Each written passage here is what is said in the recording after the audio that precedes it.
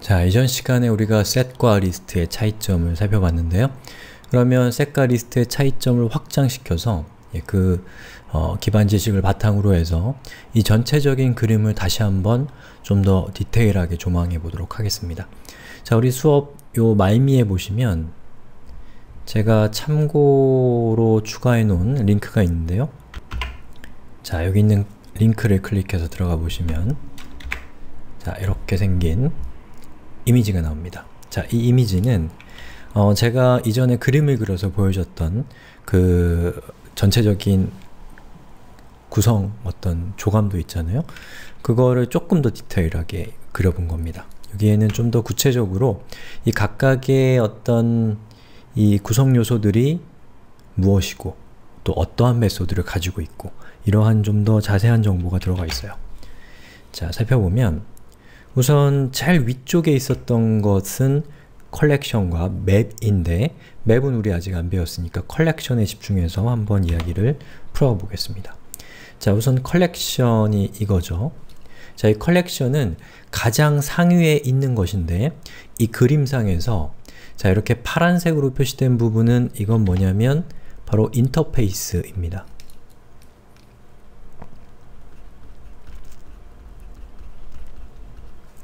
그리고 진한 파란색, 둘 다 파란색이네요. 진한 파란색은 클래스라는 거예요. 사실 우리가 컬렉션이라는 것, 그리고 그 컬렉션 밑에 있었던 set과 list라는 것은 실제로 프로그래밍적으로, 구체적으로는 바로 인터페이스에 해당되는 놈들이었습니다.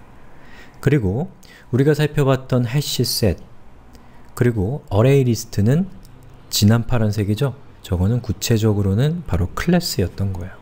그럼 각각의 상속 관계는 어떠냐면 자, 컬렉션이라는 인터페이스를 set이라는 인터페이스와 list라는 인터페이스가 동시에 이렇게 하고 있으니까 상속하고 있습니다. 그리고 이 set이라고 하는 이 인터페이스를 구현하고 있는 abstract set이라고 하는 클래스가 존재하고요. 그 abstract set이라고 하는 저 구체적인 클래스를 상속받은 클래스가 바로 hash set, tree set, 그리고 여기 좀 잘리는데 linked hash set인 겁니다. 그리고 이 list라고 하는 이 인터페이스를 구현한 구체적인 클래스가 바로 abstract list이고요.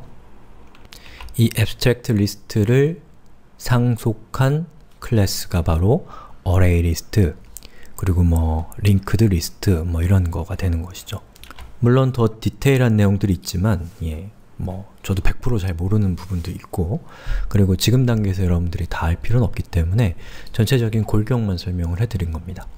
자, 그러면 요 위에 보시면 컬렉션이라고 하는 이 인터페이스에는 어떠한 메소드들이 구현되어 있냐면 자, 여기 잘 안 보이실 수가 있는데 우선 여기 보시는 것처럼 add, remove라고 하는 두 개의 메소드가 구현되어 있습니다.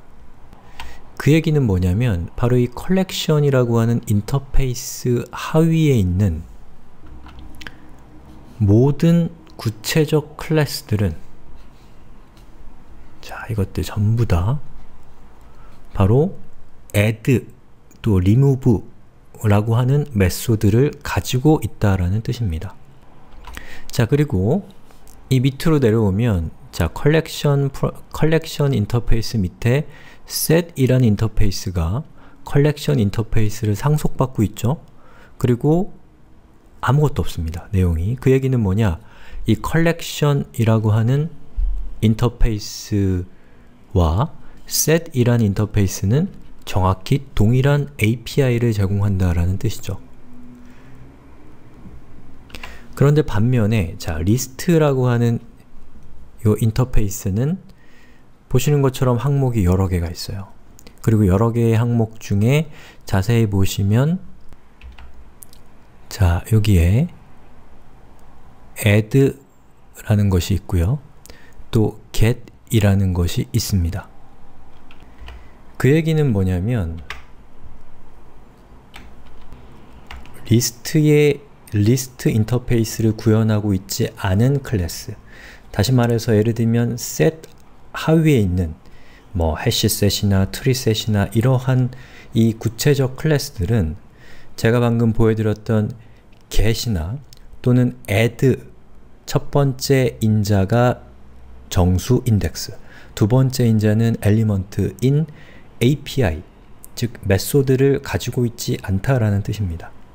즉 여기에 있는 get과 같은 여기에 추가되어 있는 요 메소드들은 바로 리스트라고 하는 카테고리에 해당되는 컨테이너들만 가지고 있는 특수한 메소드라는 것이고, set 카테고리에 소속되어 있는 이 클래스들은 가지고 있지 않은 것들이라는 겁니다. 그럼 도대체 뭔데 리스트는 갖고 있고 set은 갖고 있지 않은지를 살펴보면, 자 여기 보시면 제가 여기다 쓸게요. 자 get이라는 것이 있습니다.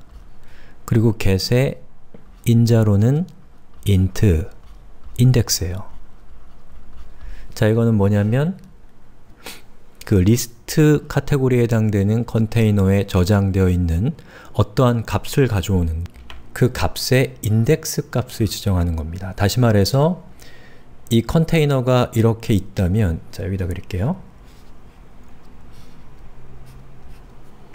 만약에 get이라고 하는 이 메소드의 인자로 0을 주게 되면 바로 이 첫 번째에 해당되는 값을 가져오는 것이고, 1을 주면 두 번째, 2를 주면 세 번째에 해당되는 값을 가져오는 API이라는 것이죠.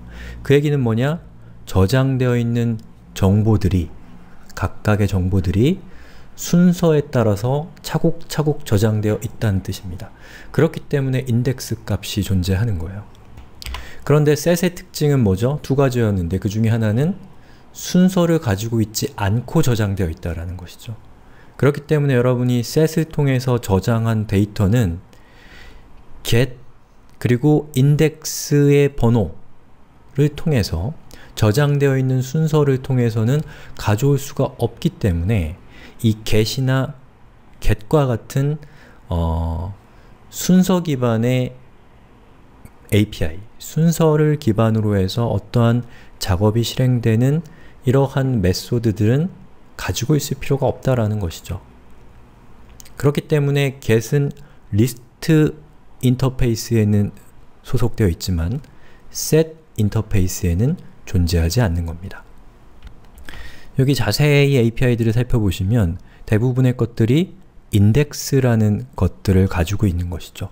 즉 리스트 형식의 리스트 카테고리에 해당되는 컨테이너들은 인덱스, 다시 말해서 순서가 존재하기 때문에 인덱스와 관련되어 있는 API를 가지고 있고, 그리고 set은 순서가 없기 때문에 그러한 것들이 싹 존재하지 않는 것이죠. 자, 바로 이러한 구도로 구성되어 있는 것이 이 컬렉션 프레임워크의 컬렉션이라고 하는 인터페이스 하위에 존재하는 이 인터페이스들과 클래스들의 관계라고 할 수가 있겠습니다. 자, 그렇기 때문에 여러분이 만약에 set이 됐건 리스트가 됐건 컬렉션 인터페이스에 정의되어 있는 메소드들만을 사용하고 있다면 여러분은 데이터 타입으로 컬렉션 인터페이스를 사용하시는 것이 바람직합니다. 그럼 나중에 필요에 의해서 set으로 바꿀 수도 있고 리스트로 바꿀 수도 있는 거니까요. 그런데 만약에 리스트에 해당되는 어떠한 메소드를 사용했다. 그러면 컬렉션을 쓰면 안 되고 리스트 인터페이스를 데이터 타입으로 사용을 하게 되면 최소한 이 밑에 있는 각각의 클래스들을 여러분의 필요에 따라서 코드의 변경 없이 코드의 변경을 최소화하면서 교체할 수 있다는 것이고요. 이에 대한 내용은 뒤에서 또 한번 제가 언급할 기회가 있을 거니까요. 혹시 지금 제가 하는 설명 잘 이해 안 가셔도 괜찮습니다. 자, 이렇게 해서 전체적인 컬렉션 프레임워크에 대한 좀 더 구체적인 내용들을 우리가 같이 살펴봤고요. 이 다음 동영상에서는 제가 설명드린다 하면서 설명 못 드렸던 바로 이터레이터라고 하는 여기에 있는 자, 바로 이 부분 있죠? 이거! 즉, 컬렉션 프레임워크이 컬렉션 인터페이스 아래에 있는 이 모든 구성 요소들이 공통적으로 갖고 있는 바로 저 이터레이터라는 것에 대해서 다음 시간에 설명드리도록 하겠습니다.